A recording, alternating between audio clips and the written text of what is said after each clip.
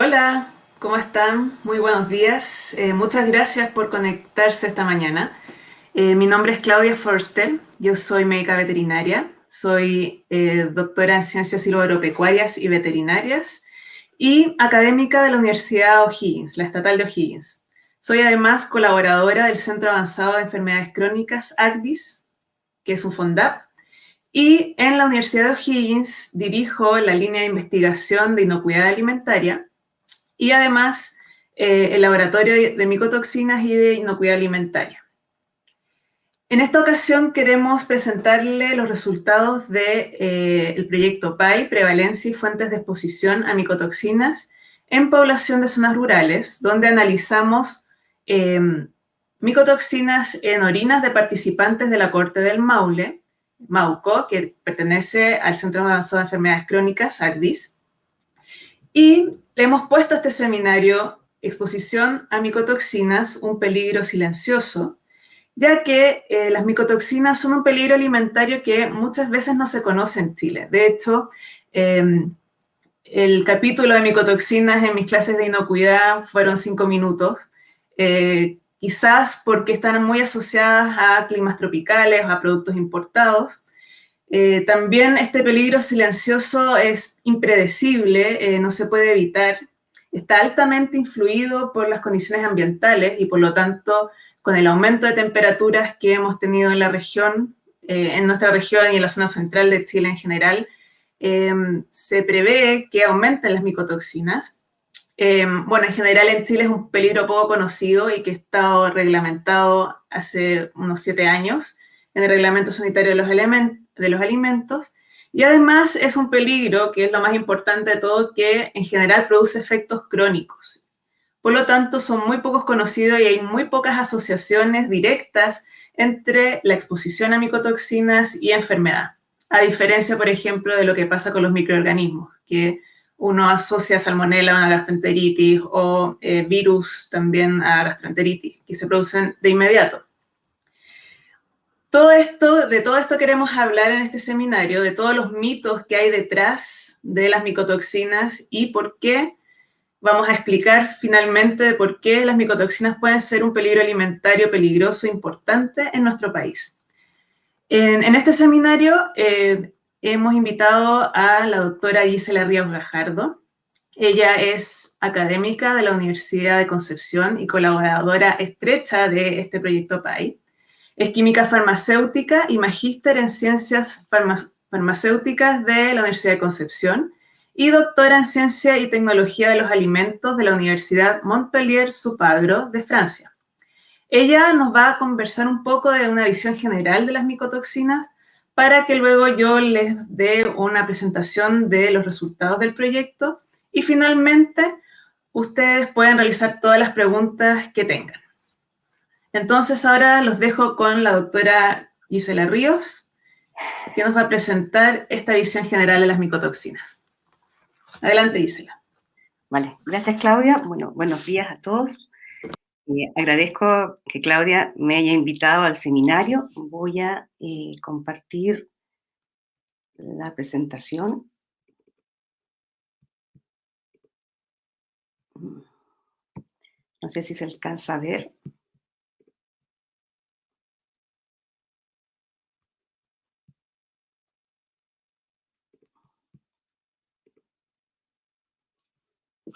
Voilà, no sé si se ve la presentación o no.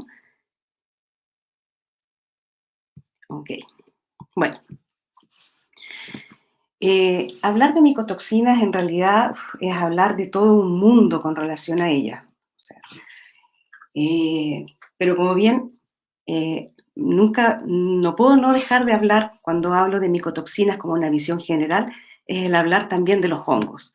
Como bien decía mi profesor que me llevaba la tesis en Francia, cuando uno se pone a pensar o a hablar de los hongos, lo primero que se le viene es cómo preparar un buen hongo al sartén con un poco, qué sé yo, de aceite, un poco de distintos aliños y una buena botella de vino. Pero sin embargo, no podemos dejar de pensar que los hongos, por ejemplo, esta manita muscarina, puede producir una serie de compuestos o biocompuestos que de una u otra forma van a tener una acción en el ser humano. La amanita muscarina nosotros sabemos que es un fuerte anticolinérgico. Sin embargo, hay otras amanitas, como la amanita caseris, que esa sí nosotros la podemos consumir y que no tienen estos biocompuestos. Generalmente cuando uno piensa en los hongos, siempre estamos pensando en hongos macroscópicos. Sin embargo, hay una serie de hongos microscópicos, ¿cierto? Entre los cuales nosotros podemos encontrar Penicillium, Fusarium aspergillus, y estos hongos pueden producir cientos o miles de compuestos bioactivos. Dentro de estos compuestos bioactivos es donde nosotros vamos a encontrar estas micotoxinas. Como premisa básica dentro de las micotoxinas, y algo que es muy conocido, es lo que dice la FAO con relación a esta relación entre el deterioro fúngico y producción de micotoxinas, que en el fondo van a producir grandes pérdidas, tanto de alimentos básicos como pienso, alrededor entre un 20 a un 30%. Estas pérdidas que van a estar asociadas, ¿cierto?, con pérdidas económicas, con pérdidas de los productos agropecuarios y fundamentalmente con un riesgo en la salud humana. Estas micotoxinas, como bien dice la palabra, micotoxinas, ¿cierto?, toxinas de hongos, ¿cierto?, son metabolitos secundarios producidos por estos hongos que van a tener esta habilidad, esta capacidad genética de producir estas micotoxinas, ¿cierto? Y estas micotoxinas se van a producir en distintos tipos de sustratos y van a estar relacionados con las condiciones agroclimáticas, fundamentalmente condiciones que pueden ser favorables y que se relacionan estrechamente a temperatura y humedad. Estas micotoxinas, como tienen una diversidad en estructuras químicas, es así también como es su diversidad en efectos, ¿cierto? Como bien decimos los farmacéuticos, la dosis hace el efecto y algo que es fundamental es que son terriblemente estables. Y ese es uno de los problemas fundamentales que tienen estas micotoxinas al momento de ya encontrarse en un alimento. Sobre las características generales que podemos encontrar en estas micotoxinas, bueno, su diversidad química es muy grande, entonces es muy difícil hablar específicamente de micotoxinas. Micotoxinas es un espectro, es un mundo muy grande. Lo que sí podemos decir es que son estructuras químicas de bajo peso molecular, son altamente estables a la luz, a la temperatura, al pH, a la oxidación, y por lo tanto son difíciles de degradar en el alimento.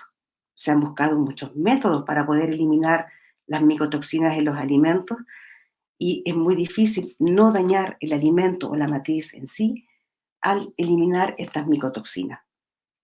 Como bien dije, por sus amplias estructuras químicas van a tener diversos tipos de efectos. Algunos de los efectos son agudos o crónicos y como la dosis hace el efecto, en algunos casos son efectos crónicos irreversibles. Pero algo siempre hay que tener en cuenta con relación a las micotoxinas es su efecto. Por lo general, uno siempre habla del efecto de una micotoxina y esta micotoxina produce tal efecto. Pero lo que no se habla es que nosotros en un sustrato, en un alimento, no solamente vamos a encontrar la micotoxina, sino que además vamos a encontrar esta micotoxina con sus metabolitos u otras micotoxinas que van a potenciar de una u otra forma los efectos tóxicos. ¿Cuáles son los factores que influyen en la contaminación con micotoxinas? Bueno, cuando pensamos hay múltiples factores que pueden afectar, pero siempre básicamente van a haber tres. Uno, obviamente, es que haya un hongo virulento, o sea, un hongo que tenga la capacidad, la habilidad de producir esta micotoxina. En segundo lugar, que haya un huésped susceptible a este hongo y a esta micotoxina. Y en tercer lugar, obviamente, las condiciones ambientales o agroclimáticas favorables. Entonces, cuando nosotros tratamos de ver toda esta cadena que va de micotoxinas desde el momento que se produce, ¿cierto? Todos los factores biológicos, los factores ambientales que son múltiples, siempre uno habla en factores ambientales, esta relación que hay, voy a hablar de manera muy general, obviamente, de temperatura y humedad o temperatura y actividad de agua, pero también hay que considerar otros factores como el tipo de suelo, el tipo de sustrato, el pH, el tipo, especie de hongo y obviamente los daños que pueden producirse por vectores externos. Pero de una u otra forma, en esta cadena, ya sea que hablemos de hongos, ¿cierto?, de campo o de hongos de almacenamiento, siempre van a estar ligados los factores de temperatura y humedad en la producción de estas micotoxinas. Y cómo finalmente nos llega desde un punto de vista de inocuidad, nos llega ya sea porque nosotros consumimos directamente este alimento o ya sea porque nosotros consumimos un alimento de tipo cárnico y este animal, ¿cierto?, haya consumido previamente algún tipo de compuesto contaminado. Una sola pequeña definición es solamente para separar. Cuando uno habla de micosis, nosotros estamos hablando, ¿cierto?, del hongo, y cuando uno habla de micotoxicosis, nosotros estamos hablando de esta micotoxina que de una u otra forma y por sus distintas vías, ya sea por la ingesta, ¿cierto?, ya sea por vía cutánea o por respiración, nos va a producir toda la sintomatología clásica de la micotoxina. Esto es importante hablar de repente de, por ejemplo, las vías respiratorias, porque por lo general uno siempre está pensando en micotoxina desde el punto de vista de la ingesta del alimento. Pero hace unos pocos años atrás nosotros empezamos a estudiar aquellos hongos que nosotros los podemos encontrar en la misma habitación, ¿cierto? Hay un estudio que empezamos a realizar con una universidad en Alemania, que es justamente la producción de estas micotoxinas, estos metabolitos secundarios, que se pueden producir en las mismas casas, ya sea fundamentalmente por estos cambios de temperatura al tener, por ejemplo, en Europa del Norte, en general, perdón, en el hemisferio norte, cuando ustedes van a las casas van a encontrar que las temperaturas son altísimas y esa variedad y esas modificaciones de temperatura y humedad han hecho que hemos encontrado micotoxinas incluso en las paredes de las casas. Bueno, esta micotoxicosis, para volver y no quitar mucho tiempo, nosotros las podemos consumir directamente desde el producto agrícola y en ese caso, ya sea que la consumamos nosotros o ya sea que sea de un consumo de algún animal doméstico o algún animal salvaje o de granja, ¿cierto? Se considera una micotoxicosis primaria. Por lo general vamos a encontrar la micotoxina madre y algunos de sus metabolitos, pero además nosotros podemos consumir, ¿cierto?, productos, por ejemplo, tipo cárnicos, y ya productos de tipo cárnico implica un metabolismo mayor de esta micotoxina, pudiendo, por ejemplo, encontrar aflatoxinas como la M1, que nosotros la encontramos exclusivamente en productos lácteos, ¿cierto? Y esa se produce durante el proceso, ¿cierto?, en el rumen del animal, o podemos encontrar algunos metabolitos en sus tejidos que de una u otra forma van a llegar al ser humano produciendo una micotoxicosis secundaria. Solo en términos generales, porque no voy a entrar en detalle, esto es una manera muy general y aquí supuestamente es donde yo tengo que entrar a asustar a la gente, ¿cierto? Como bien decía, los farmacéuticos hablamos que la dosis hace el efecto. Dependiendo de la dosis y dependiendo de la micotoxina, nosotros podemos tener fundamentalmente daños a nivel inmunológico, hepático, renal, neurológico, y de una u otra forma estos daños van a ir siendo o crónicos, agudos o crónicos. ¿Qué pasa con estas micotoxinas? ¿Qué pasa con estos hongos micotoxigénicos? Hongos micotoxigénicos, podría hablar de cientos de hongos micotoxigénicos, pero básicamente los más estudiados hoy en día son el Aspergillus, el Penicillium y el Fusarium y las micotoxinas que se producen de estos hongos. Por ejemplo, yo aquí les voy a poner algunos tipos de granos, ¿cierto? Granos que están muy contaminados. Aquí, a ver, voilà. Aquí yo puedo ver, por ejemplo, contaminación con Fusarium, contaminación con Penicillium. Bueno, yo lo veo porque yo esto ya hice el análisis de estos granos. Hay una premisa básica con relación a los granos. Yo puedo tener granos muy fusariados, ¿cierto? O granos con mucho moho y mucho hongo, pero eso no implica que yo voy a tener una alta concentración de micotoxinas, tampoco implica que voy a tener micotoxinas. Aquí hay una cosa que hay que entender por separado. Las condiciones agroclimáticas, las condiciones fundamentales de temperatura y humedad para el crecimiento de un hongo no son necesariamente las temperaturas y humedades óptimas para la producción de micotoxinas. Y hablando de premisas, un mismo hongo puede producir varias micotoxinas. Por ejemplo, el Fusarium graminearum, que se encuentra ampliamente distribuido en Chile, puede producir ceranelona, que es una estructura estrogénica, o bien puede producir tricoteceno de tipo B, como el deoxinivalenol, con acciones totalmente distintas. Es más, una misma micotoxina puede ser producida por distintas especies fúngicas o por distintos géneros de hongos. Es así como las ocratoxinas, por ejemplo, la ocratoxina A, puede ser producida por un Aspergillus, como el Aspergillus ocracium, o un Penicillium, como el Penicillium verrucosum, o bien las fumonicinas en general pueden ser producidas por especies del género Fusarium, como son el Fusarium proliferatum y el Fusarium verticiloide, que nosotros podemos encontrar ampliamente en los campos de la sexta y séptima región. Así que, como ustedes pueden ver, dentro de estas micotoxinas que encontramos, a ver, aquí están, se pueden ver las micotoxinas, podemos encontrar una serie de micotoxinas, las más conocidas que son las que nosotros encontramos en la legislación chilena, así como en la legislación internacional, son el grupo de las aflatoxinas, las ocratoxinas, los tricotecenos, donde encontramos tricotecenos de tipo A y tricotecenos de tipo B, que tienen acciones totalmente distintas, las cerebelonas, las fumonicinas y la patulina. Para efectos prácticos no voy a hablar mucho de la patulina, no me agrada mucho, y porque por lo general yo me dedico mucho más a los cereales. Estas micotoxinas tienen, en primer lugar, son producidas por especies fundamentalmente de género Penicillium y Aspergillium y tienen estructuras totalmente diversas.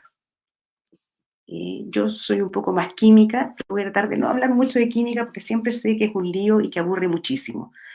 Pero lo que tienen que tener ustedes claro es que cuando nosotros hablamos de esta serie de micotoxinas, no estamos hablando de un solo efecto, y eso queda claro a ver sus estructuras químicas.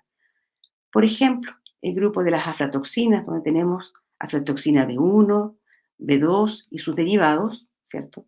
Tenemos aflatoxina G1, G2 y sus derivados, B porque son azules y G porque son verdes, green, ¿cierto? Blue, al verlas al UV, y sus derivados. En general, todos estos son estructuras dicumarínicos, y cuando hablamos de estructuras dicumarínicas estamos pensando a qué órgano podría afectar directamente, y generalmente las aflatoxinas van a afectar fundamentalmente al hígado. Tenemos las ocratoxinas, que son derivados fenilalanínicos, estructuras totalmente distintas. Aquí resalta la ocratoxina A. Tenemos los tricotecenos, que los vamos a dividir en tricotecenos de tipo A y tricotecenos de tipo B. Los tricotecenos de tipo B, como el deoxinivalenol, el nivalenol, el 3, el 15-acetildón, el fusalenol X, que son bastante conocidos en Europa. Estos fundamentalmente, a pesar de tener una estructura muy similar, tienen acciones agudas y acciones débiles. Sin embargo, los tricotecenos de tipo A, como la toxina T2, la toxina HT2, el diacetilsirfenol, tienen acciones crónicas y generalmente son dosis dependientes. A dosis muy bajas ya se ve una acción en el organismo. Tenemos la ceranelona, una estructura muy conocida. Como ustedes pueden ver, esta estructura es muy parecida a un estrógeno, así que ya me imagino que ya saben hacia dónde apunta, ¿cierto?, las estructuras blanco y los efectos. Y la funicina que básicamente cuando uno perdón, la mira, así a grosso modo ve que es una estructura tricarboxílica como un ácido graso, ¿cierto? Es una estructura lineal, muy fácil de romper, ¿cierto? Con efectos blancos fundamentalmente a nivel hepático, a nivel esofágico y a nivel cerebral. ¿Cuáles son los principales sustratos donde nosotros podemos encontrar estas micotoxinas? En general, uno de los principales sustratos son los cereales y lo podemos ver de manera transversal, dejando de lado obviamente la patulina. Las aflatoxinas, dejando de lado la aflatoxina M1, que es un metabolito, ¿cierto?, de la B1 y solamente lo encontramos en los productos lácteos. Nos encontramos en cereales como trigo, arroz, maíz, sorgo, cebada. Además, aflatoxinas las podemos encontrar en frutos secos, en nueces, en semillas oleaginosas, en ají. Claudia va a hablar mucho, yo creo, de ello. En especies. Ocratoxina A, además de los cereales, la encontramos en café, en cacao, en la uva, es así como lo encontramos también en el vino. Podemos hablar de ocratoxina A en vinos italianos, en vinos franceses, y fundamentalmente en la cerveza, porque la ocratoxina A la podemos encontrar en la cebada. Y nosotros hemos hecho análisis de ocratoxina A en vino, de hecho tuvimos un proyecto con el consorcio del vino, se hizo un estudio durante 3 años, y la verdad las cosas que a pesar de que encontramos hongos micotoxigénicos, las concentraciones que encontramos de ocratoxina A básicamente eran apenas detectables. Sin embargo, algunos estudios que hemos hecho de ocratoxina A en cerveza, fundamentalmente en cervezas internacionales, nosotros sí hemos encontrado niveles de ocratoxina A. Niveles de ocratoxina A también en carne, fundamentalmente en carne de cerdo, además de los clásicos cereales. Eh, Hace unos años atrás hicimos un pequeño estudio. Este estudio se tomaron las muestras acá en Chile y se hizo en Alemania con relación a madres e infantes, ¿cierto? Los cuales se tomaron muestras de sangre, de orina y de leche materna, y se tomó la orina del infante de 1 a 6 meses, ¿cierto? Mientras estuvo solamente consumiendo leche materna. Se encontró ocratoxina A y derivados de ocratoxina A, pero en concentraciones muy bajas. Eso fue un estudio que se hizo muy cerca de donde estoy, en Talcahuano, en el hospital, en conjunto con el Hospital Higueras. Bueno, también fuera de los clásicos, el DON, el T2, la cerealona, la fumicina B1, que las encontramos fundamentalmente en cereales. Con relación a sus efectos, como pueden ver, son múltiples. Por lo general, la gran mayoría de ellas tienen un efecto inmunosupresor, pero aquí hay algo que considerar y que es importante. Por ejemplo, en el caso de las aflatoxinas, que son consideradas, según la Agencia Internacional de Investigación del Cáncer, como de tipo 1, acordándonos que el grupo número 1 son aquellas en las cuales se presenta evidencia asociada a cáncer humano. Creo que la aflatoxina B1 es fundamentalmente la única que está asociada estrechamente a cáncer humano. Las otras, como ustedes pueden ver, como la ocratoxina A, la fumonicina B1, que son considerados de tipo 2B, o sea que son posiblemente carcinogénicos. Y después tenemos los tricotecenos de tipo B y los tricotecenos de tipo A, con efectos fundamentalmente a nivel de inmunosupresor, y aquí hay una diferencia muy significativa. Generalmente los tricotecenos de tipo B, como el deoxynivalenol, tienen un efecto emético, ¿cierto? Un efecto gástrico. En cambio, los tricotecenos de tipo A, como el T2, el HT2, el diacetoxicirpenol, tienen efectos hematológicos y dermatológicos. Esto siempre recalco estos efectos, no porque tengan una relevancia significativa aquí, cuando hablamos de efectos fundamentales o efectos significativos podrían ser de las aflatoxinas, es solamente porque sus estructuras son muy similares. Y aquí, una vez más, caemos en la química, que estructuras muy similares con pequeñas modificaciones van a tener efectos totalmente distintos. Bueno, unas palabras solamente de la reglamentación a nivel nacional. Este es el reglamento sanitario de los alimentos, donde nosotros vemos aquí hay una relación entre el tipo de micotoxina, el tipo de alimentos asociados, pero muy en general, y las concentraciones máximas permitidas en ppb o microgramos por gramo o miligramos por kilogramo.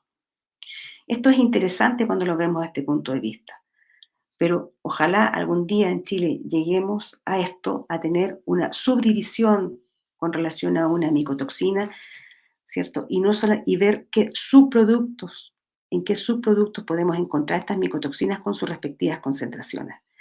Aquí salta algo que es fundamental y que no lo tiene la legislación chilena, que es básicamente, ¿cierto?, la relación que hay entre los productos que sean elaborados, no elaborados y aquellos que son de consumo en niños y la separación con el consumo en adultos.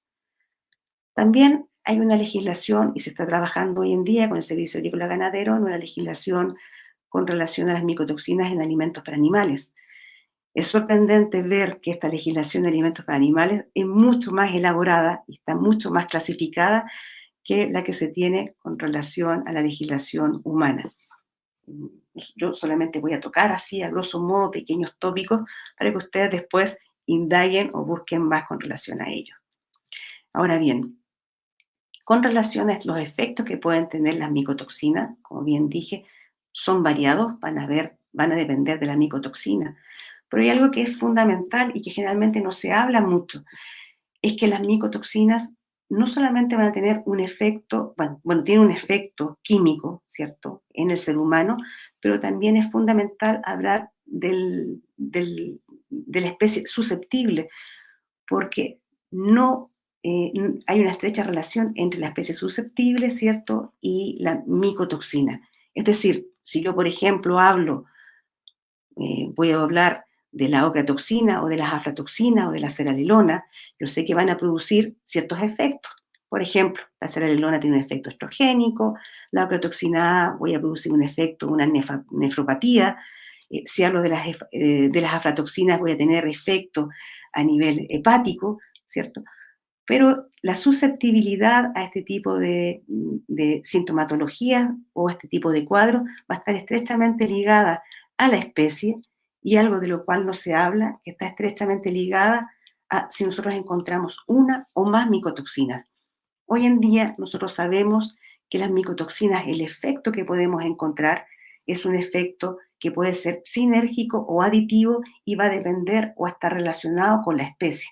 Aquí lo podemos ver.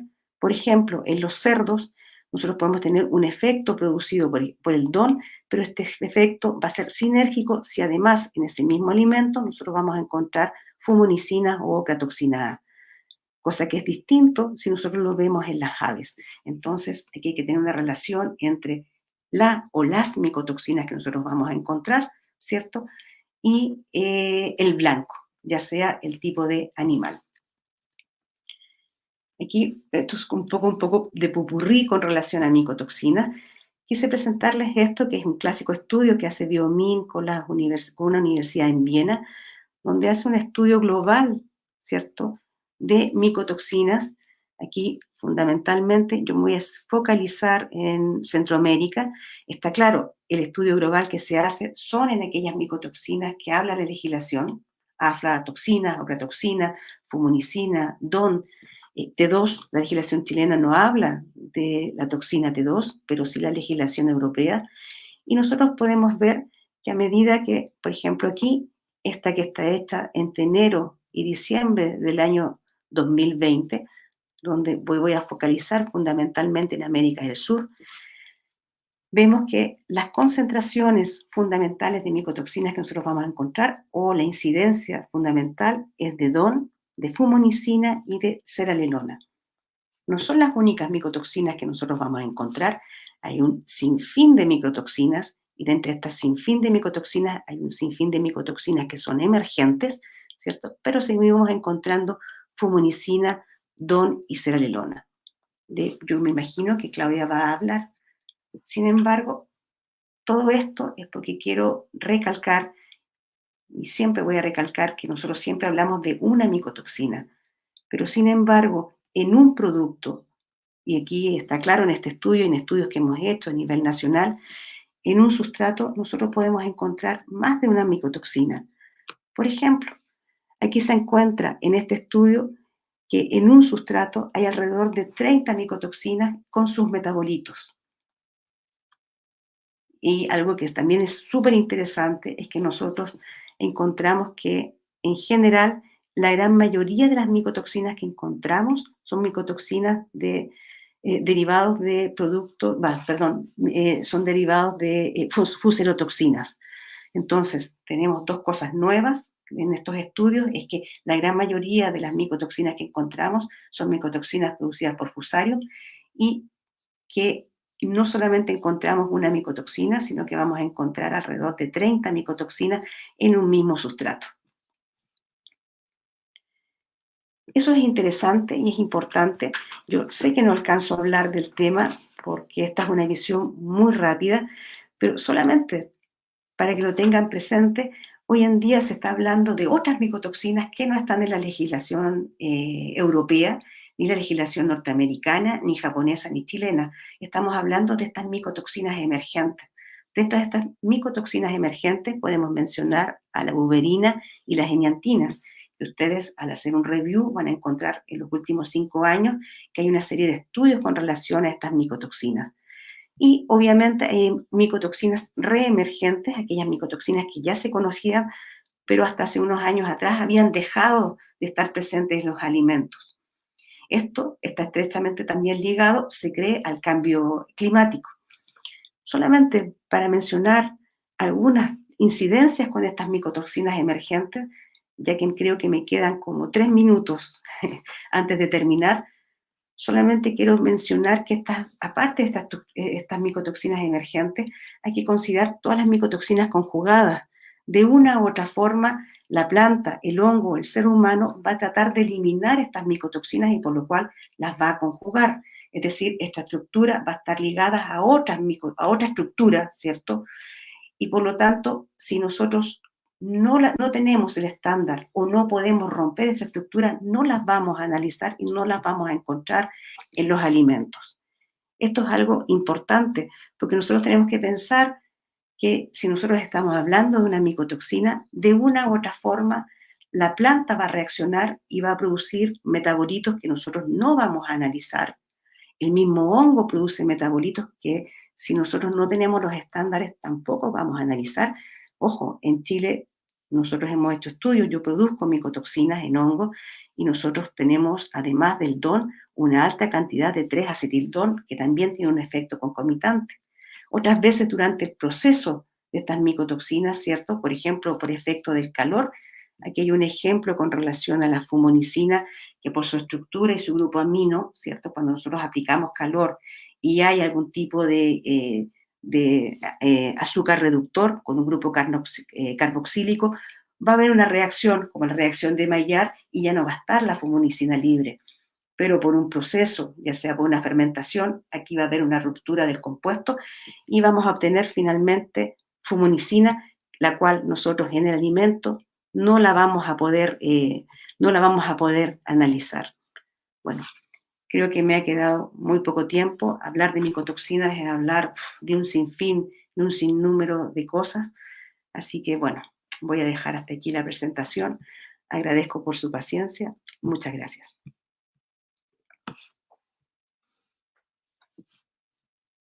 Muchas gracias, Gisela. Muy interesante, como siempre. Y podríamos seguir hablando y hablando de micotoxinas. Bueno, nosotros hemos tenido conversaciones muy profundas de micotoxinas, ¿cierto, Gisela? Bueno, a continuación voy a presentarles. ¿Se ve? Alguien que me diga, porque no estoy viendo la pantalla.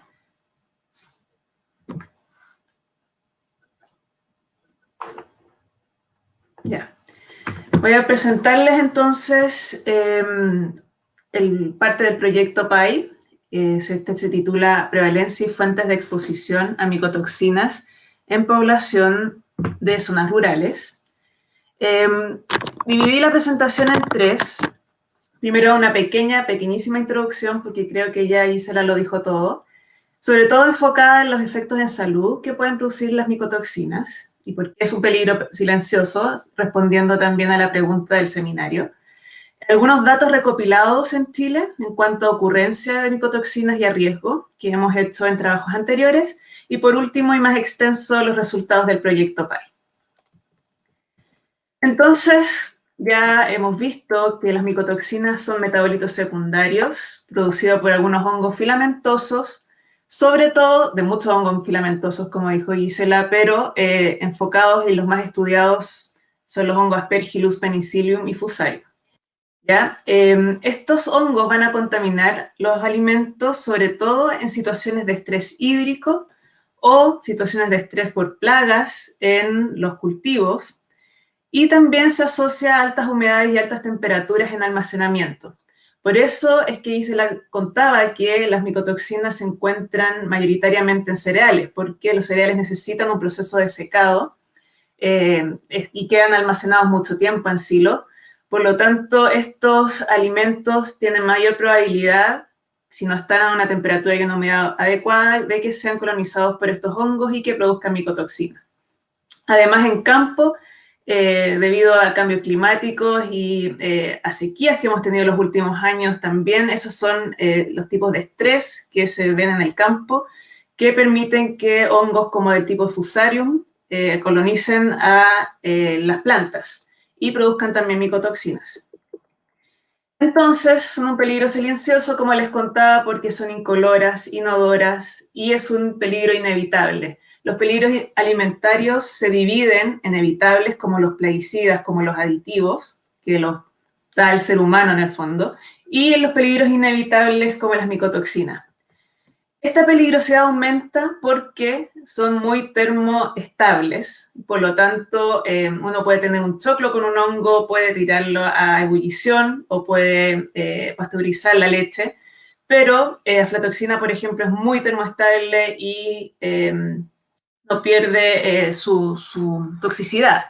Y además, tampoco pierde la peligrosidad, esta va a aumentar por que tampoco pierde la toxicidad por las enzimas del sistema digestivo. Entonces, eso es la diferencia principal con los microorganismos patógenos, ¿ya? Es considerado en Europa un problema de inocuidad mayor, ¿ya? Este es un dibujo de la Comisión Europea del Sistema de Alerta Rápida, donde podemos ver que las micotoxinas son el principal peligro alimentario en productos importados a Europa, y sobre todo de aflatoxinas en frutos secos, como maní. Ya, esos son los más frecuentes. Y abajo están los microorganismos patógenos, los residuos de pesticidas, etc. Como contó Gisela, existen dos formas de que los seres humanos tengamos una micotoxicosis, ya sea por micotoxicosis primaria, es decir, por un consumo directo de un alimento contaminado con micotoxinas, o micotoxicosis secundaria, que es el consumo de alimentos de origen animal que consumieron a su vez estos alimentos contaminados con micotoxinas. ¿Ya? Las micotoxinas se van a acumular en el músculo de los animales y también pueden ser excretados por leche, huevos, etc. También voy a pasar rápido esta parte porque Gisela ya lo mencionó. Existen alimentos asociados a la presencia de micotoxinas. Cada micotoxina se asocia a un alimento y esta exposición también se asocia a efectos en salud. Las aflatoxinas están muy frecuentemente en frutos secos, frutas deshidratadas, condimentos, ya que recordemos que también necesitan un secado, y lácteos, en el caso de la aflatoxina M1, que como dijo Gisela es el metabolito de la aflatoxina B1, y también en cereales. Las aflatoxinas, su órgano blanco es el hígado, y por lo tanto está asociado a enfermedad hepática. De hecho, hace unos pocos años, incluso el 2010 me parece, hubo un brote de aflatoxicosis agudo en África y hubo muertes, sobre todo de niños, lamentablemente, y todavía sigue pasando, eso es lo grave, por cirrosis hepática. Y en forma crónica, es decir, con pequeñas cantidades de aflatoxina durante mucho tiempo, puede producir cáncer hepático. ¿Ya? Como dijo Gisela, es considerado un carcinógeno y es el carcinógeno natural más potente que se conoce. La ocratoxina se asocia a alimentos como el café, cacao, vino, condimentos, carne de cerdo y cereales. El órgano blanco de la ocratoxina es el riñón y por lo tanto está asociado a enfermedad renal. Y ahora hay cada vez más evidencia que puede producir cáncer renal. De hecho, la forma de medir la exposición que tiene ocratoxina ahora desde este año es muy similar a la que tiene la aflatoxina, porque existe cada vez más evidencia que puede producir cáncer. La fumonicina se encuentra sobre todo en cereales y sobre todo en maíz. En animales es conocido por disminuir crecimiento, disminuye el consumo de alimento, también enfermedades hepáticas, renal y también es un posible carcinógeno. La cerelenona está asociada a cereales, sobre todo al trigo, y como comentábamos antes, es un fitoestrógeno que puede producir infertilidad y aborto en animales, y se han visto también de a poco evidencias en poblaciones humanas de desbalance de las hormonas sexuales. Y los tricotecenos también están asociados en su mayoría a los cereales, también en su mayoría al trigo, pero también al maíz y a la avena. Y es el único que está asociado a efectos más bien agudos, produce gastroenteritis y emesis. Y como pueden observar, todos están asociados a una disminución en la inmunidad, ya que son inmunotóxicos. ¿Por qué nos interesa esto? ¿Por qué nos interesa conocer las micotoxinas en los alimentos? Porque finalmente queremos ver qué tan expuestos estamos los seres humanos a estas micotoxinas. Y existen dos formas de medir la exposición. Una directa, que es a través de la medición de biomarcadores, metabolitos y los mismos micotoxinas en fluidos corporales como el suero, orina y otros como la leche materna, que fueron medidos, por ejemplo, ocratoxina. Y con esto podemos sacar la ingesta diaria probable. Está al revés porque es una sigla en inglés, ¿ya? Y hay otra forma, que es la forma indirecta de exposición a micotoxinas, que se estima mediante una estimación de la concentración de la micotoxina en determinado alimento y el consumo de ese determinado alimento por la población de estudio. Ahora, ese también, el consumo, vamos a ver más adelante, que es un dato difícil de encontrar y también tiene que ir orientado a qué tipo de población vamos a aplicarlo.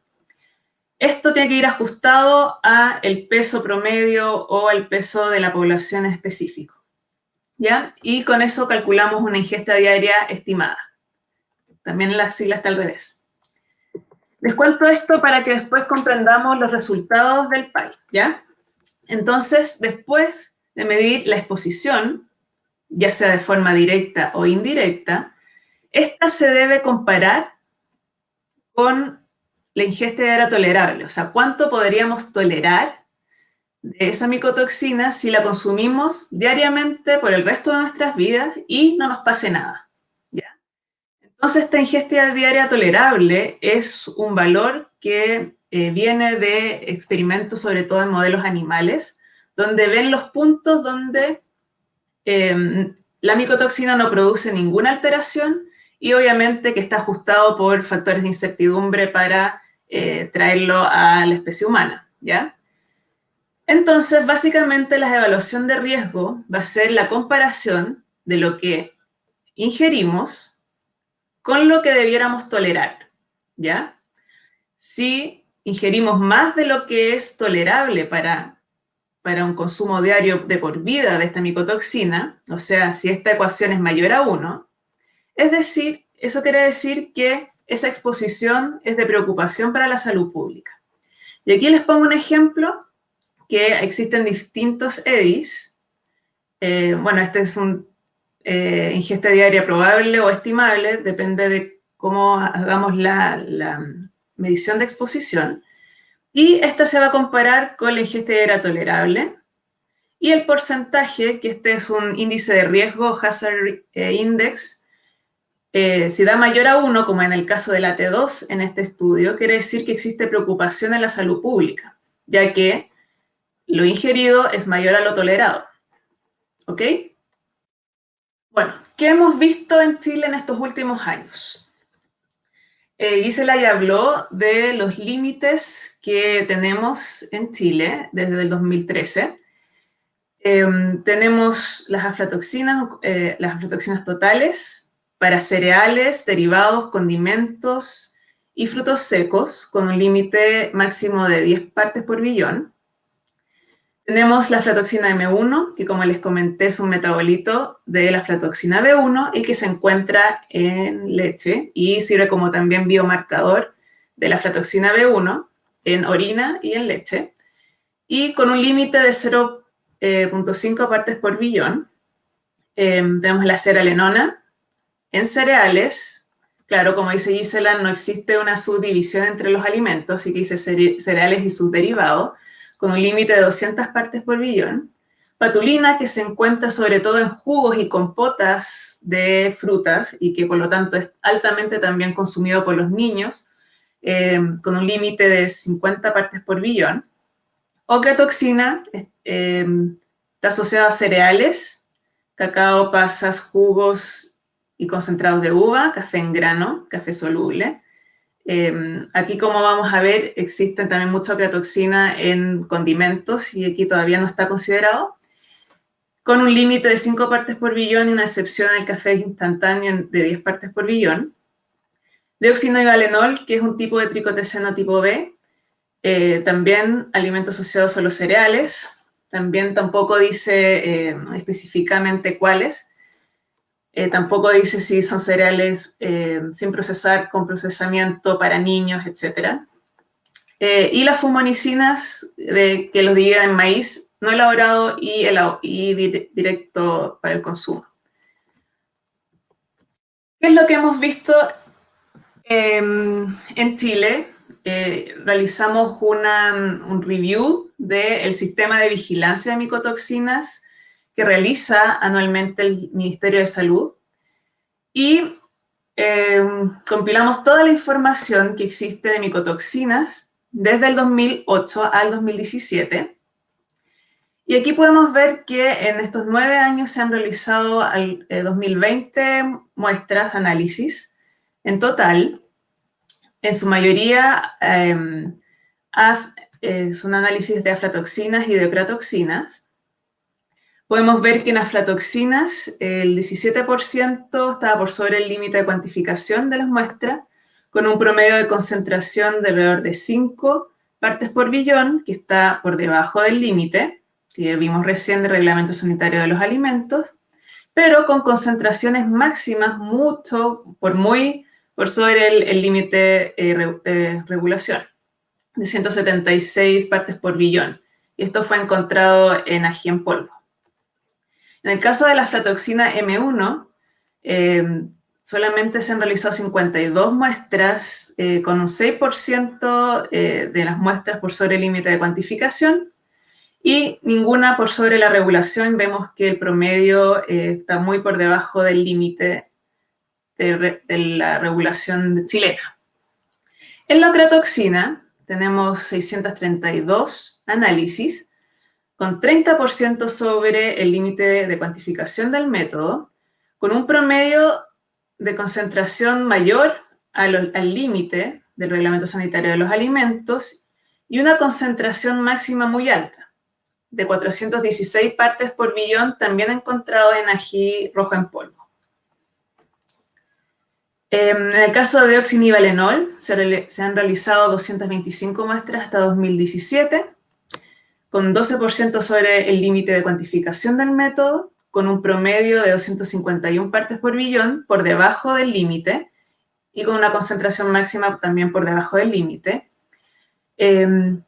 Para patulina se analizaron 116 muestras, 7% por sobre el límite de cuantificación del método y 2 muestras que estuvieron por sobre el límite de regulación del reglamento sanitario, una llegando a 175 partes por billón en jugo de manzana. La cerealenona se analizaron 193 muestras con un 2% sobre el límite de cuantificación y no se encontraron concentraciones cuantificables. Estuvieron por debajo, obviamente, de los límites de regulación. Y por último, fumonicina, se analizaron 81 muestras, de las cuales 21 estaban por sobre su límite de cuantificación, con una concentración máxima de 583 partes por billón por debajo del límite. Posteriormente vimos cuáles eran los alimentos que estaban por sobre la regulación, y al principio, en los años 2008, ya hace tiempo, hubo unas muestras de maní japonés, de estilo japonés, con aflatoxina, salvado de trigo con ocratoxina, acá está el jugo de manzana, contaminado con patulina, y a partir de 2010 empieza a repetirse los condimentos. Vemos acá nuez moscada, capsicum. A capsicum me refiero con ají y pimentón en polvo. Ahora le llamo capsicum para englobarlo. Aquí de nuevo el 2011 nuez moscada, curry, acá capsicum, jugo de manzana con patulina, capsicum con acrotoxina y aflatoxina, capsicum con acrotoxina y aflatoxina, nuez moscada, capsicum. Entonces vemos que se empieza a repetir el ají rojo en polvo, ¿ya? Y aquí también empezó a aparecer el último año el café contaminado con ocratoxina. Bueno, a partir de estos datos, realizamos una evaluación de la exposición indirecta.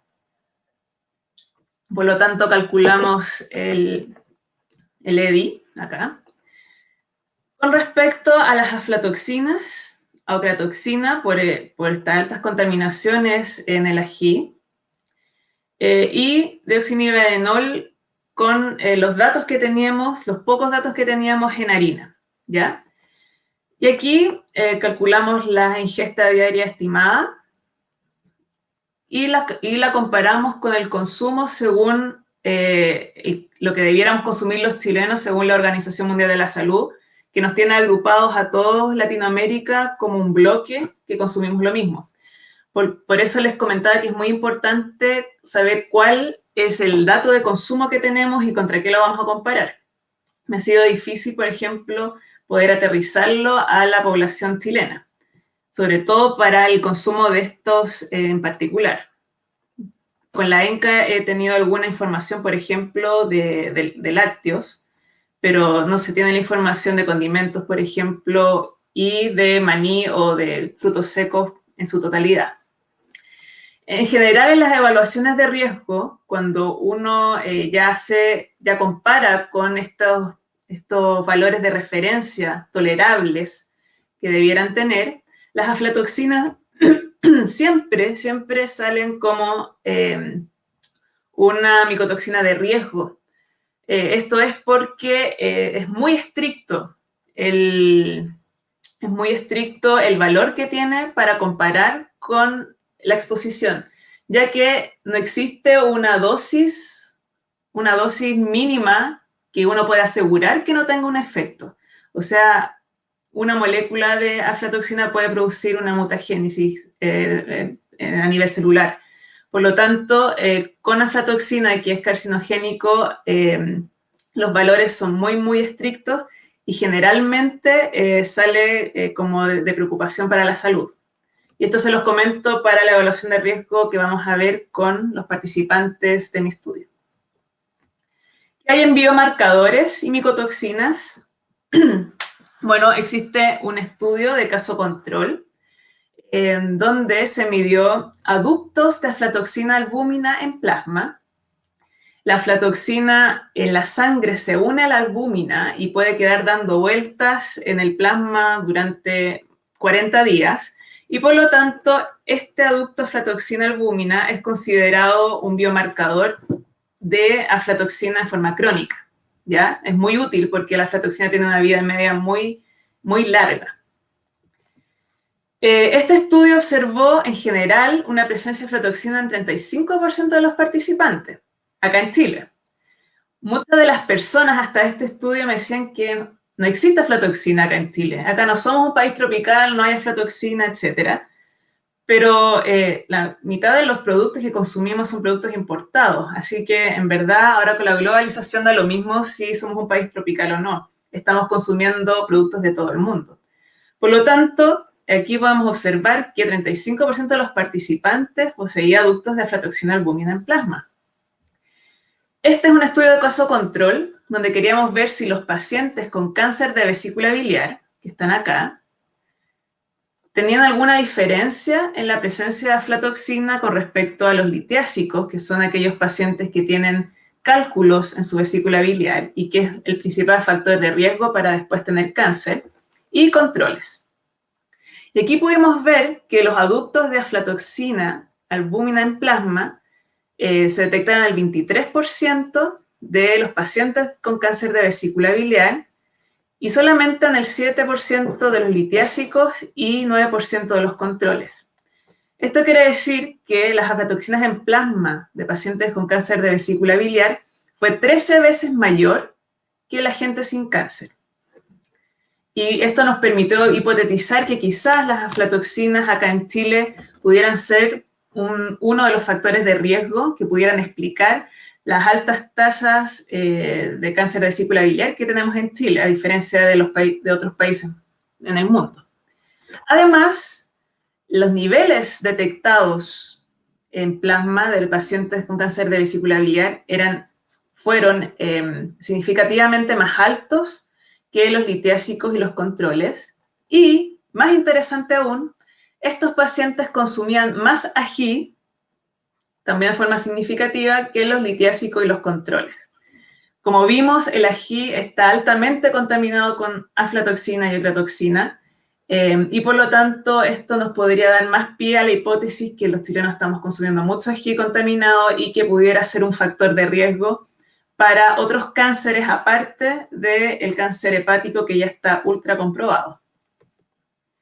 ¿Qué más hay en Chile? Bueno, también se ha medido la exposición de ocratoxina A.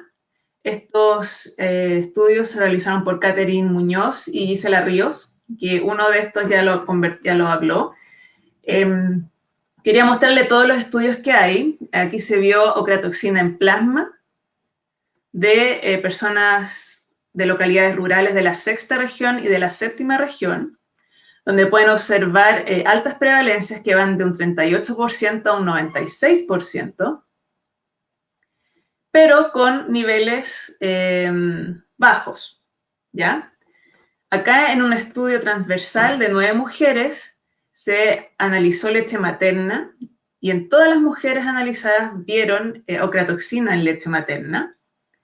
Y en el último estudio, como contaba Gisela, fue un estudio de cohorte, o sea, se siguieron a madres y a sus hijos y se analizó plasma materno, leche materna y las orinas de sus hijos. Y podemos ver también altas prevalencias que van desde el 58% al 100% de madres e hijos, pero también en bajas concentraciones. Por lo tanto, uno viendo estos estudios podría decir que uno está continuamente expuesta a ocratoxina con bajos niveles.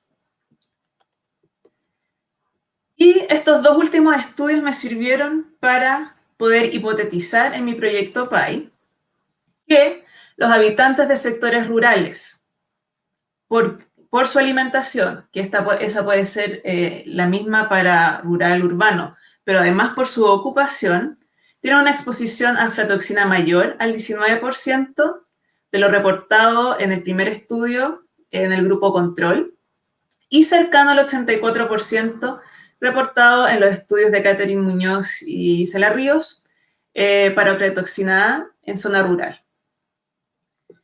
El objetivo entonces del proyecto PAI fue evaluar la prevalencia y el nivel de exposición a micotoxinas en habitantes de una zona rural y explorar las fuentes de origen más probables de estos contaminantes.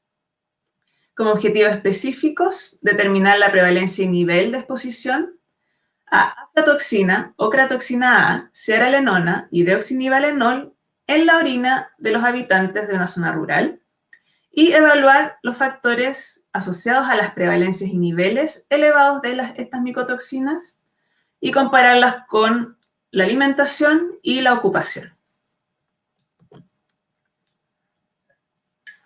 Bueno, antes de seguir con los materiales y métodos, quiero hablarles un poco de la cohorte del Mauco, que es de donde saqué los participantes para el PAR.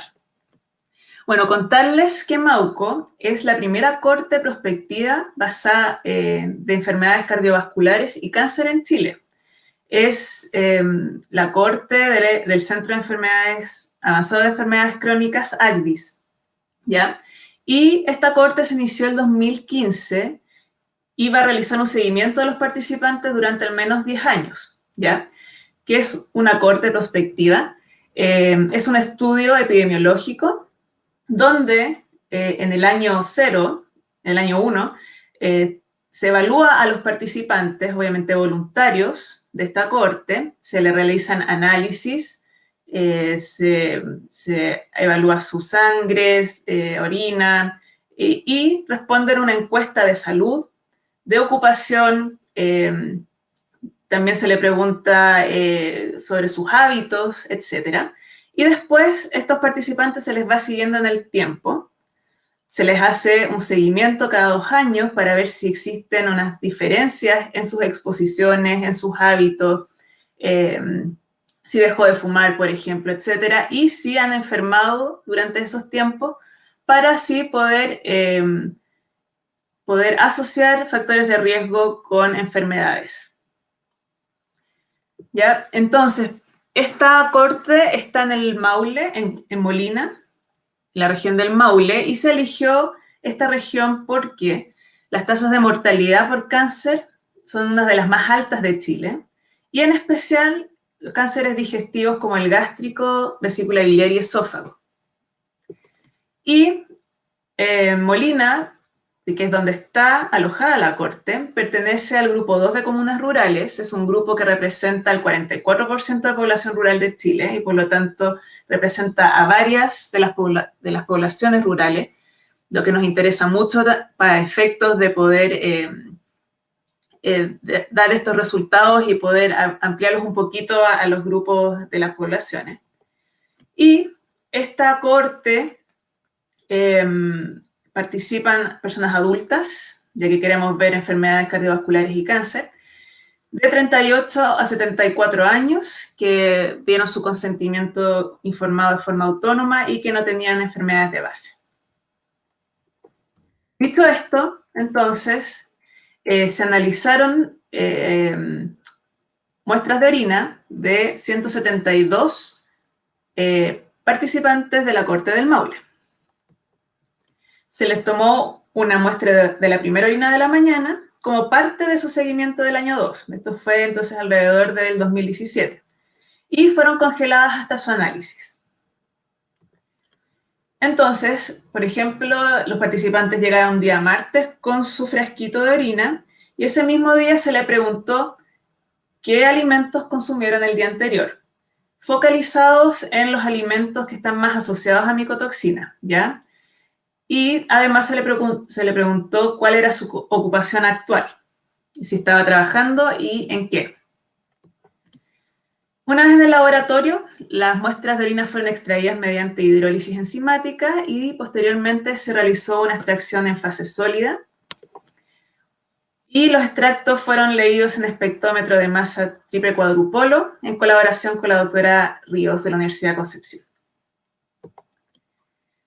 Bueno, los participantes tuvieron una edad promedio de 57 años y entre hombres y mujeres no tuvieron diferencias en edad, en educación, en etnicidad, ni en índice de masa corporal, ni en el hábito de fumar, ni en de tomar alcohol y la actividad física. Es decir, eran muy homogéneos entre hombres y mujeres. La única diferencia significativa fue que los hombres trabajaban más en forma agrícola que las mujeres, ¿ya? Tampoco observamos diferencias entre el consumo de alimentos, o sea, que los hombres consumieran más cierto alimento que las mujeres, ninguno de este listado que les voy a mostrar a continuación, Ni tampoco vimos diferencia en las ocurrencias de las micotoxinas entre hombres y mujeres. Sí vimos una diferencia en los resultados de DON, que fue mayor la presencia de deoxinivalenol o DON en el grupo etario entre 45 y 54 años.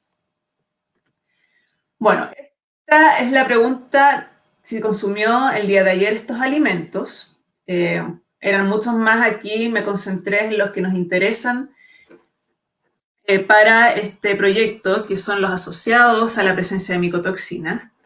Y podemos observar que casi el 100% de las personas encuestadas el día anterior a su muestra de orina habían consumido ají rojo, ¿ya? Esto a mí me sorprendió mucho. O sea, en forma permanente, en forma constante, en forma rutinaria casi, se consume ají rojo con las comidas.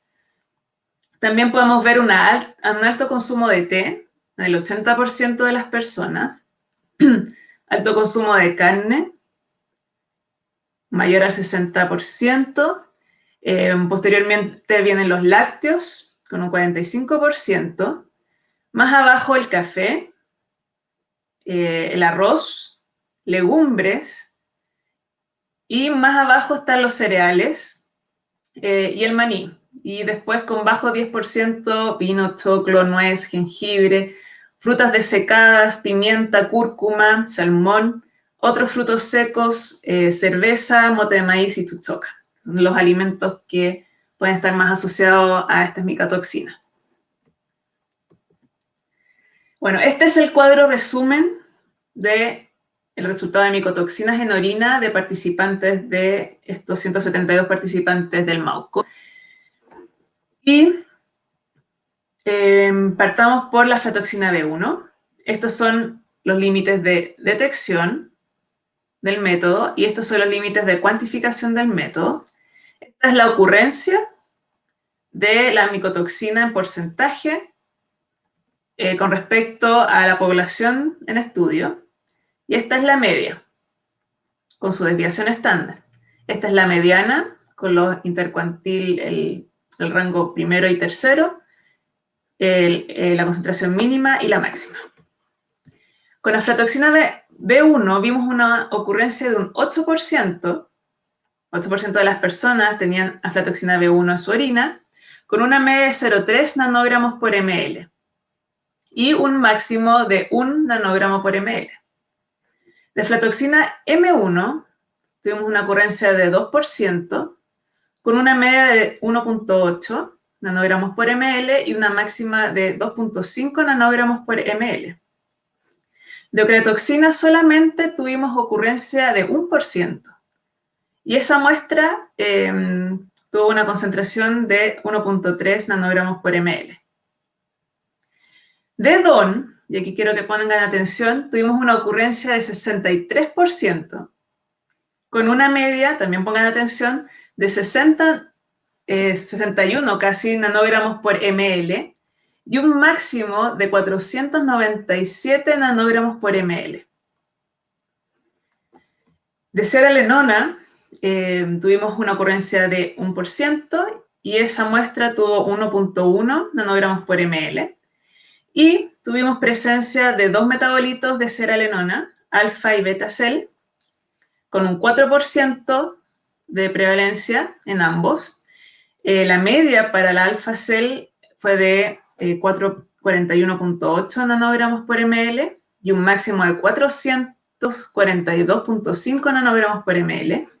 Y de beta-cel, 17,4 nanogramos por ml con un máximo de 47,6.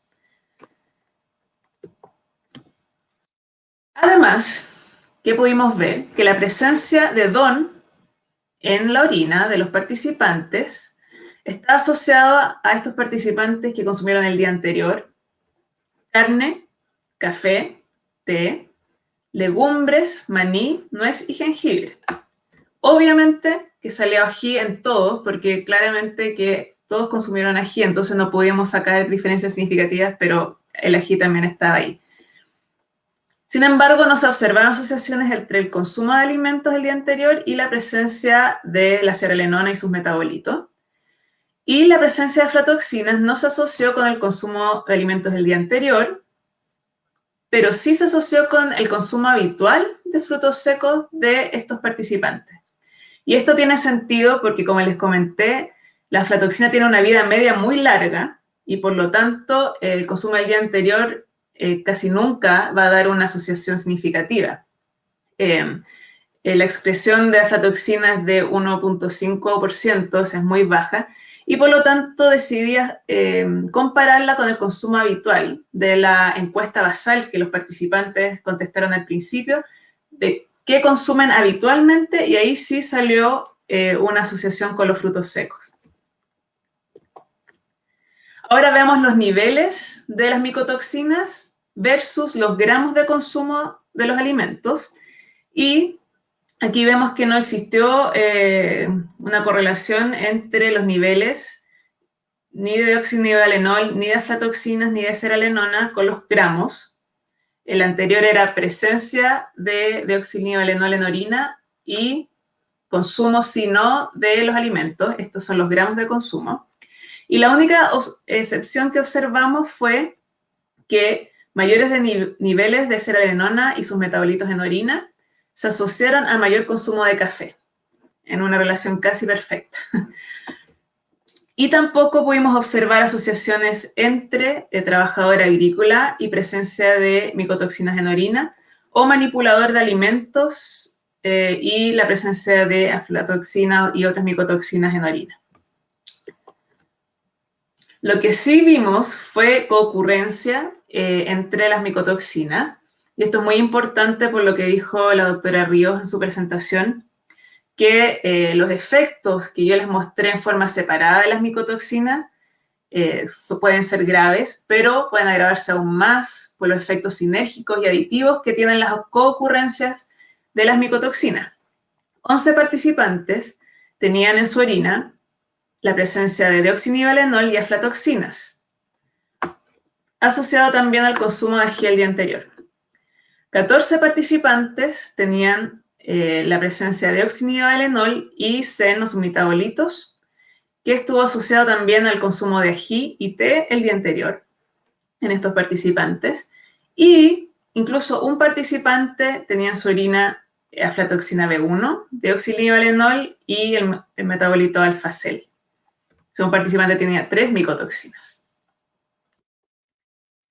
Bueno, a modo de discusión, quería primero presentarle otros estudios realizados en otros países sobre ocurrencia de micotoxinas en orina.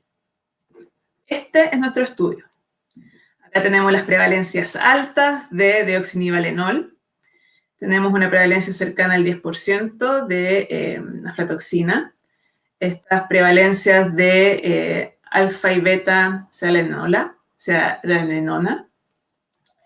Y tenemos estudios de otros países. Aquí podemos ver Bélgica, con niveles moderados de ocratoxina y deoxinivalenol. Acá podemos ver Italia. Este estudio tuvo prevalencias cercanas al 100% en casi todas las micotoxinas, de ocratoxina, deoxinivalenol, de cerealenona y sus metabolitos. Acá tenemos 2 estudios de Alemania y le puse 2 estudios de Alemania para que vean que dentro de un mismo país las exposiciones pueden ser totalmente diferentes, considerando la región, el consumo de esa región. Acá vemos una exposición baja a ocratoxina y deoxinivalenol, pero en este otro estudio de Alemania podemos ver altas prevalencias de ocratoxina, deoxinivalenol, de cerealenona y sus metabolitos. Acá en Suecia también podemos ver la presencia de todas las micotoxinas. En Brasil, acá solamente estudiaron la aflatoxina y podemos ver también una alta prevalencia cercana al 65%. En Haití podemos ver que la micotoxina más prevalente es ocratoxina, y esto también se repite en otros estudios, como en Estados Unidos, donde se estudió ocratoxina y aflatoxina, y se pueden ver prevalencias muy altas de ocratoxina. Y por último, Sudáfrica, porque claro, no estamos comparando con Europa, donde podemos ver altas prevalencias, pero en Sudáfrica también podemos ver algo muy parecido a Italia, donde la ocurrencia de casi todas las micotoxinas es casi entre 70 y 100%. Y quiero que mantengan este gráfico en la mira, recuérdenlo, recuerden estas altas prevalencias de todas estas micotoxinas, porque a continuación les voy a presentar las concentraciones de micotoxinas en orina. Y estos son exactamente los mismos estudios del gráfico pasado. Entonces, acá, ¿se acuerdan? Italia tenía ocurrencias de 100% en casi todas las micotoxinas.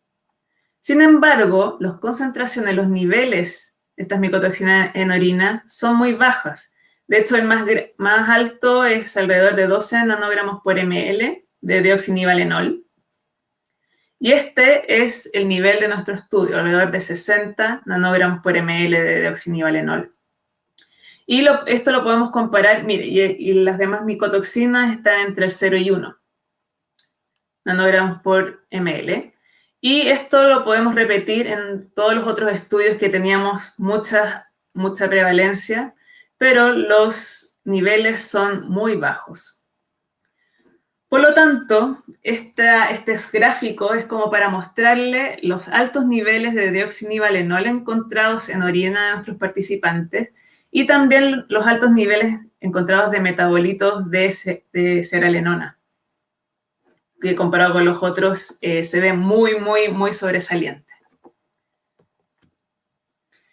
Bueno, es evidente que las micotoxinas de vida media corta, como DON, que tiene una excreción de 72% en las primeras 24 horas, iban a ser mayores y se podían ver mejor. Lo mismo con seralenona, que tiene excreciones mucho mayores que ocratoxina y aflatoxina. Sin embargo, los niveles que estamos viendo son muy altos. Por lo tanto, aquí tenemos que preguntarnos qué alimento nos está contaminando así con estos niveles de deoxinivalenol y de metabolitos de seralenona. Por lo tanto, el próximo paso a ver es si estos niveles son o no preocupación para la salud pública. ¿Tendríamos que preocuparnos de estos niveles o no? Y para eso, como les comenté anteriormente, se realizan cálculos de exposición y evaluaciones de riesgo. El cálculo de exposición se realiza con esta fórmula en orina. La ingesta diaria probable va a ser igual a la concentración del metabolito o de la micotoxina en orina, por esto ajustado a la creatinina, ¿ya? Aquí ajustamos porque hay muestras de orina que están más diluidas que otras, por el volumen de orina, que para una persona adulta es de alrededor de 1500 ml al día, por el peso individual, acá las concentraciones y el peso fue por cada participante, y la tasa de excreción de micotoxina, que como les comenté recién, es muy alta para DON, ¿ya? Y que por eso es muy probable ver asociaciones entre deoxinivalenol en orina y el consumo de alimentos el día anterior. Aquí tenemos el valor de referencia tolerable diario y, por supuesto, el índice de riesgo, el Hazard Index, cuando es mayor a 1, es de preocupación a la salud pública. Bueno, aquí les muestro todos estos puntitos, son el resultado de la exposición a DON. La PDI media fue de 1759. Como pueden ver anteriormente, el límite es 1000, entonces ya vemos que el promedio es mayor a lo tolerable. Y aquí estos puntitos están divididos en el 1, los que están sobre el 1, entonces van a estar en riesgo, y los que están bajo el 1 no están en riesgo. Y aquí el 57% de los participantes tienen un índice de riesgo mayor a 1, que son todos estos, lo que significa que estas exposiciones deben ser de preocupación para la salud pública. Y aquí corté por lo menos 3 o 5 participantes que tenían puntos muy altos, es decir, que su índice, su exposición es muy, muy alta. ¿Ya? Entonces, el 57% de estas exposiciones debieran ser de preocupación para la salud pública. En el caso de la seralenona, se ocupa la misma fórmula. Acá calculamos las ingestas diarias probables y las comparamos con la ingesta diaria tolerable, que es 250. Aquí podemos ver que el promedio fue de 7.637, muy por sobre el TDI, por lo tanto el índice dio mucho más que 1 y mucho más que 100 en 2 casos. Entonces, en este caso, el 100% de estos participantes positivos tienen una exposición de preocupación para la salud pública. Estos números son muy, muy altos y comparado con la literatura también. Por último, evalué la exposición a aflatoxinas. Como les comenté, la expresión es muy baja y tiene otra forma de calcular el riesgo mediante el margen de exposición, el MOE, que básicamente busca el punto mínimo donde se produce un efecto en salud en animales en el límite inferior del intervalo de confianza. Bueno, es de una curva de dosis-respuesta también, pero es otra forma de calcularlo al ser una micotoxina carcinogénica. Y aquí esta ecuación, si da menor a 10.000, quiere decir que es de preocupación para la salud pública, y esto es lo que les decía, que generalmente, vean estos MOE, son de 0 a 1, y por lo tanto claramente son de preocupación para la salud pública. En estas 16 personas que fueron positivos a las aflatoxinas en orina. Por lo tanto, para ir cerrando, ya si es medio tarde, los alimentos más frecuentes vimos mediante el sistema de vigilancia del Ministerio de Salud fueron los condimentos y específicamente el ají en polvo, que están contaminados con ocratoxina y aflatoxinas. Las aflatoxinas están asociadas a altas temperaturas y en general los productos, estos ajíes en polvos contaminados, vienen de afuera, lo que no significa que nosotros igual nos estemos comiendo. Como dijo Gisela, el clima templado de la zona centro de Chile está muy asociado a ocratoxina y a toxinas en general producidas por Fusarium, como los tricotecenos del tipo A y B, y deoxinivalenol y seralenona. Pero la contaminación de DON y SEN no se vio reflejada en el sistema de vigilancia del Ministerio de Salud. O sea, aquí estamos viendo altísimas exposiciones en esta población, pero en el sistema de vigilancia no hemos visto que los alimentos estén por sobre la norma. ¿Cómo explicamos estos resultados?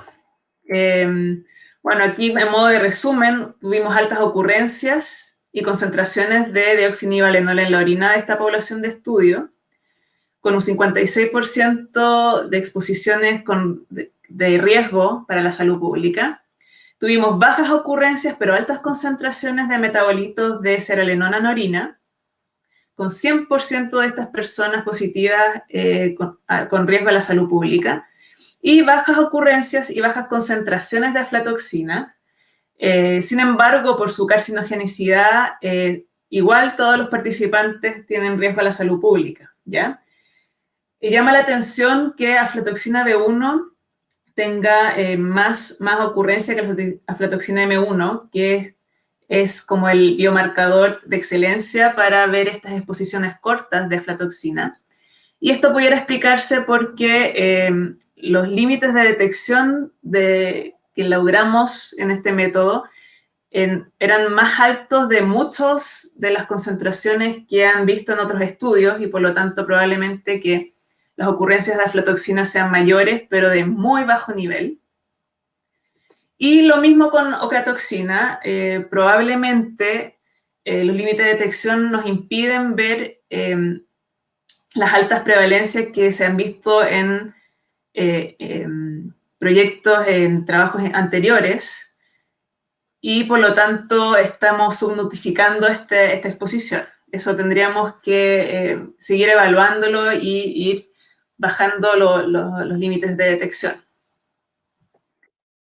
Bueno, entonces, como no nos podemos explicar esta exposición, qué estamos comiendo para que estas participantes estén con estos niveles de exposición de deoxinivalenol y zearalenona, es necesario, creo, explorar un muestreo de nuevos alimentos.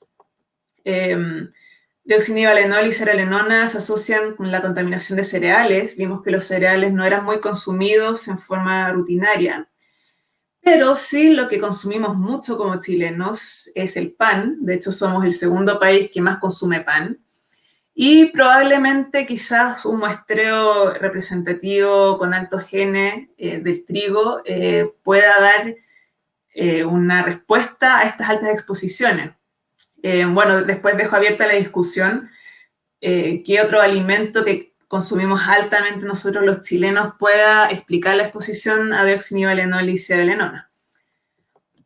Bueno, también vimos que las personas están consumiendo mucho té, bueno, ají, claro, eso ya lo sabíamos y sabemos que también está contaminado, pero también consumen mucho té y quizás no se ha explorado mucho la presencia de micotoxinas en té, que en su mayoría pueden ser importados. En café, el café solo se analiza para ocratoxina, pero aquí nos salen asociaciones que debemos ajustar, y eso lo realizaremos un ratito en otra etapa, pero que también podría estar contaminados a otras micotoxinas. El arroz, las legumbres y las carnes también son altamente consumidas por los chilenos y quizás sean candidatos para la vigilancia. Y lo que dijo Gisela es muy importante, que un alimento puede estar contaminado con muchas micotoxinas y por lo tanto sería deseable que un mismo alimento se analice por muchas micotoxinas, aunque sea conocido por ejemplo, el café presentar ocratoxina y el arroz también, puedan analizarse también por otras micotoxinas que también pudieran estar aportando en esta exposición.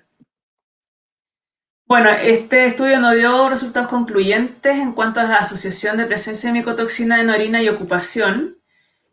Por eso creemos necesario que se hagan nuevos estudios, pero esta vez más focalizado en trabajadores de molinos y de panaderías que se ha visto de otros países que están más expuestos a micotoxinas por inhalación de estos polvillos que pueden estar contaminados con micotoxina. Y mayores evaluaciones de riesgo con nuestra información son necesarias. Nuestra regulación está muy bien, está basada en el Códex, que es un esfuerzo colaborativo entre países, pero es muy necesario que los valores que tenemos acá en Chile de reglamentación se basen también en nuestros consumos. Nosotros tenemos consumos, por ejemplo, de ají, que no van a ser los mismos que los que tiene Europa. De hecho, el ají no está ni siquiera en el reglamento para ocratoxina. Entonces, es muy importante comenzar con estas evaluaciones de riesgo y que pongan énfasis en la diferenciación de los alimentos. Como dijo Gisela, es muy importante, por ejemplo, si 99% de la población consume pan, la priorización debiera ser la harina de trigo y un muestreo grande y ver en verdad si nos estamos exponiendo por esta vía. Y también, claramente, la población vulnerable no está siendo en consideración. Tenemos los mismos límites para público general, por ejemplo, cereales, para todas nuestras micotoxinas, pero los niños son los que más consumen cereales para el desayuno muchas veces y estos límites no están ajustados a su mayor vulnerabilidad. Y por último, creo necesario que hay que crecer más como país para tener más encuestas de consumo, no solamente para asociarlas a la parte nutricional, que fue en el caso de la ENCA, sino también tener encuestas de consumo que permitan una base de datos y tener un consumo representativo de todas las poblaciones o por población también para niños. Sería muy, muy útil para los evaluadores de riesgo para poder realizar una evaluación de riesgo sin tantas incertidumbres y en verdad evaluar si estamos expuestos o no. Bueno, acá les dejo más información. Gracias al PAI también realicé una cápsula educativa que está en la página de ACDIS, del Centro Avanzado de Enfermedades Crónicas, y un manual de buenas prácticas para la prevención de hongos y micotoxinas para agricultores, que está en la página de la Universidad de O'Higgins. Y finalmente agradecer, siempre hay que agradecer primero al financiador de este proyecto y de este seminario, que fue ANID, con la convocatoria de subvención a la instalación a la Academia 2017. Y mis más sinceros agradecimientos a la doctora Ríos y a Patricia Gómez por la analítica de las micotoxinas, que no es fácil.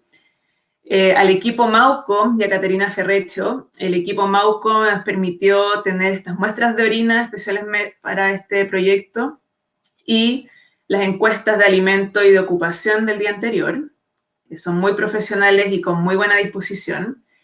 Al equipo de inocuidad alimentaria que estamos formando de la Universidad de O'Higgins, al doctor Carlos Maldonado, que es informático que me han ayudado con las tablas estadísticas, y por supuesto al Ministerio de Salud, con sus CEREMIS y su sistema de vigilancia de micotoxinas, a Andrea Rivera, que me ha proporcionado la base de datos, que me ha permitido realizar estas primeras evaluaciones de riesgo y poder optar a estos proyectos para realizar evaluaciones de riesgo directas. Así que muchas gracias a todos y quedamos abiertos junto a Gisela a sus consultas.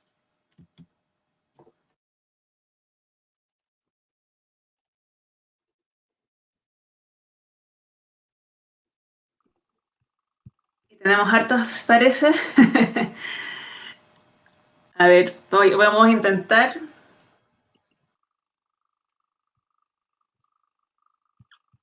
A ver, Andrea Rivera, encargada del sistema de vigilancia de micotoxinas, gracias por estar aquí, pregunta si se puede encontrar fumonicina en harina de trigo. Gisela, experta en cereales y en harina. Hola Andrea. La verdad las cosas es que hasta el día de hoy no hemos encontrado fumonicina en harina de trigo. ¿Ya? Y eso se debe básicamente que cuando uno habla del complex de fusarium en los cereales, básicamente lo que se expresa en el trigo son más tricoteceno, cerealelona, pero fumonicina no. Fumonicina está más asociada a maíz. ¿Ya?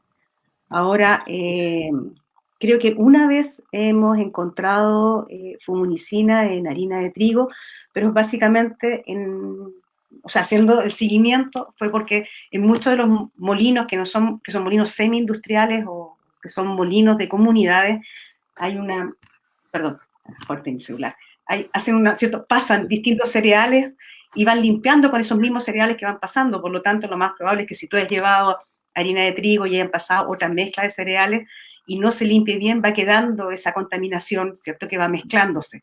Por eso que es muy importante todo lo que es la limpieza de los molinos fundamentalmente. Si me permites explayarme un poquito más, siempre hay que considerar que las micotoxinas están asociadas al tamaño de partículas. Y eso es algo que la gente no considera mucho, y por lo tanto los molinos, si no hay una buena aspiración del tamaño de partículas, y ese es el problema de por qué, por ejemplo, el DON, que es hidrosoluble, tú lo puedes aspirar y rápidamente puede pasar a tu sistema.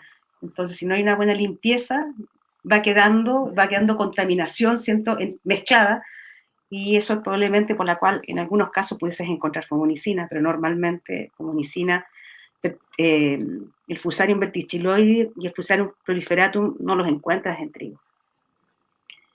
Eso. Gracias, Gisela. Paula Córdoba también con respecto a fumonicina. Muchas gracias por tu pregunta. Dice si la fumonicina cambia su composición química con el calor y reacción de Maillard.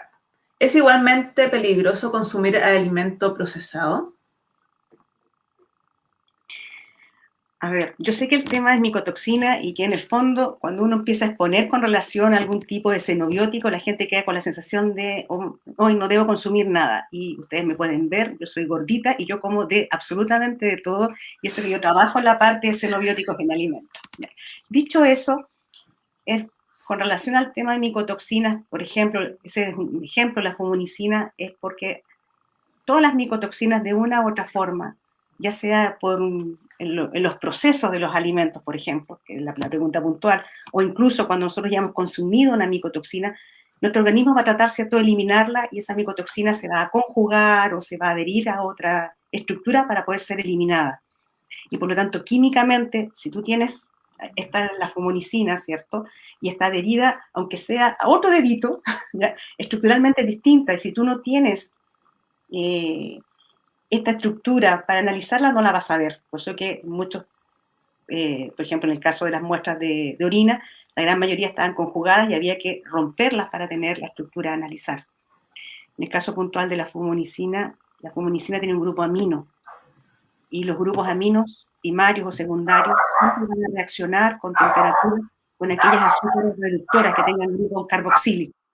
Entonces, se va a adherir este azúcar y por lo tanto va a ser distinta estructuralmente, y cuando pasa por el cromatograma tú no vas a ver la fumonicina sola.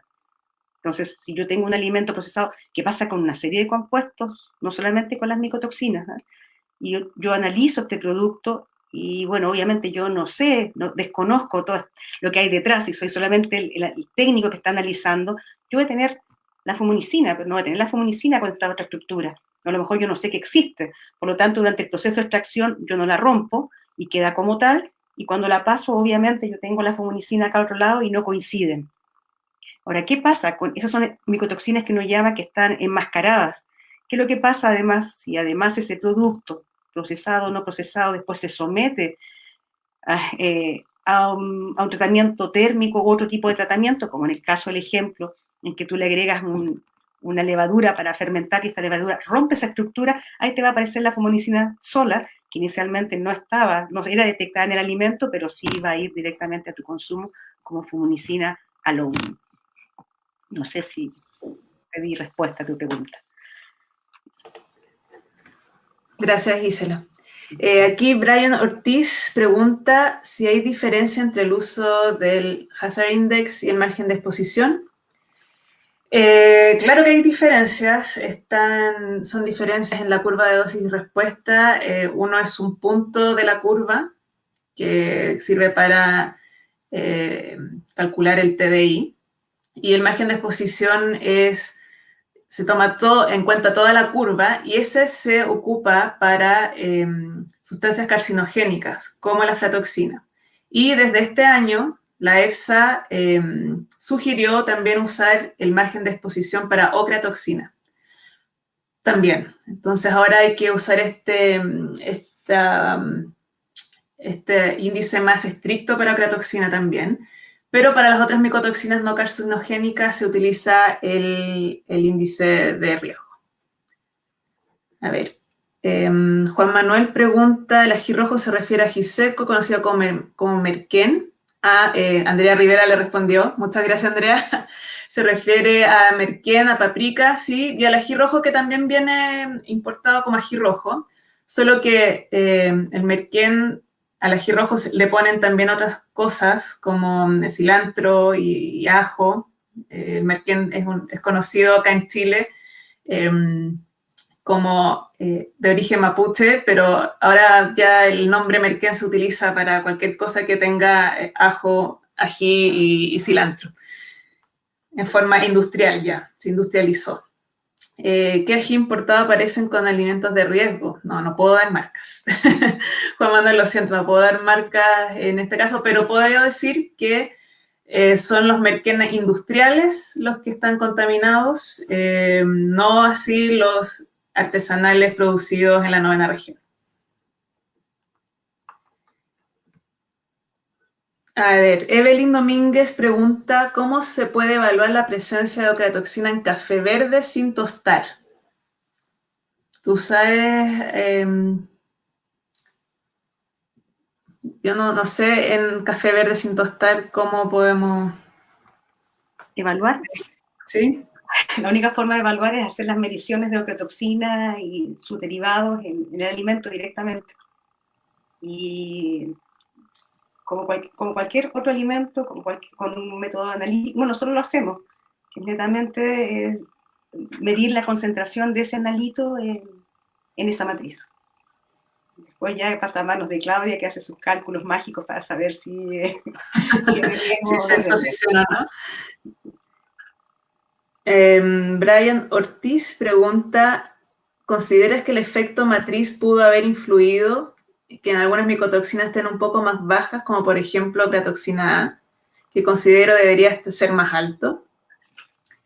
Algunas matrices limitan la extracción. Gracias, Brian, por tu pregunta. Sí, gracias, Brian, por tu pregunta, que es súper oportuna, porque la verdad las cosas es que en los últimos años, bueno, yo me dedico más a los alimentos.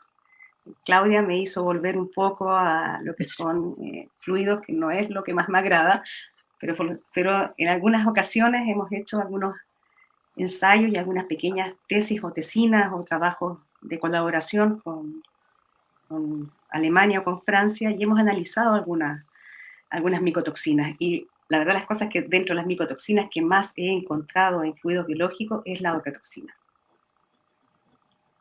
Obviamente me llamó enormemente que no apareciera ocratoxina en estas muestras. Ahora, el efecto matriz sí lo hay, pero no he tenido efecto matriz con ocratoxina. Yo creo que lo que más complicada estuve fue justamente con los tricoticinos de tipo B en el complex, cuando los pasé por masa. Hemos tenido bastante problemas con el DON, ¿ya? De tal forma que muchas veces tuvimos que volver una y otra vez a analizar algunas muestras de DON, pero con ocratoxina no. Ahí yo creo que Claudia puede responder, porque creo que, no sé, el origen de las muestras quizás es un limitado. Específicamente, no sé, Claudia, si son de qué región específica de la secta o son más Son amplias. de Molina, de la Corte del Maule, son de participantes de la Corte del Maule. Ya, De entonces, personas adultas en una zona rural. Claro, nosotros también esperamos encontrar más ocratoxina. Yo no, como decía en la discusión, no sé si se deba también al límite de detección, que quizás estamos expuestos, pero a niveles mucho más bajos. Quizás puede ser uno de las causas. Y también puede ser la alimentación de un grupo específico. Bueno, puede ser muchas cosas. Es importante señalar que estos son exposiciones de un grupo súper acotado. Tampoco representa a la población chilena, ni mucho menos. Eh, pero pueden haber muchas razones. bueno, yo creo que eso es importante de decir y recalcar eso que es un grupo acotado, y quizás, porque yo si algo puedo decir es que ocratoxina A está presente, y presente en diversas concentraciones y de manera transversal. Eso lo hemos visto en otros pequeños estudios, pero el efecto matriz con la ocratoxina A, sinceramente no creo que haya un efecto matriz. El efecto matriz fundamental se me ha producido con los tricotecenos. Y es más, algunas veces, para no tener ese efecto, utilizo un GC en vez del UPLC masa a masa, sobre todo en muestras. Estas muestras fueron analizadas por extracción en fase sólida, no con columna en monofinidad. La verdad, las cosas es que es muy difícil hacer el análisis con extracción en fase sólida, porque en el masa es como le explicaba la Claudia, es buscar una flor en medio de un bosque valdiviano, que es mi zona. Entonces no es tan fácil, pero con relación a la ocratoxina, es la misma pregunta que nos hemos hecho con Claudia, porque efecto matriz por lo menos no vi. No sé si respondo a tu pregunta. Gracias. Muchas gracias, Brian, y nos escribe y nos ve desde Honduras, así que gracias también por la participación internacional el día de hoy. Muchas gracias a los asistentes nacionales e internacionales, entonces, en este seminario. Esperamos que haya sido de su interés. Quedamos también abiertas con nuestros mails a recibir más preguntas. Así que muchas gracias. Nos veremos en otra ocasión. Muchas gracias, Gisela. Gracias Claudia, gracias por la audiencia. Chao, que esté muy bien. Chao, chao.